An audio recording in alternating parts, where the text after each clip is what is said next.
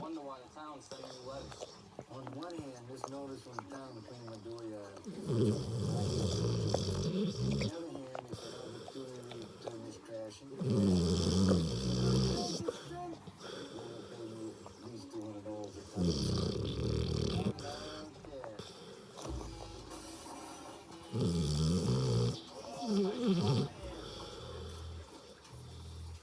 Christmas decoration.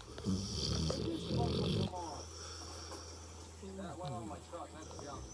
Your license plate's on.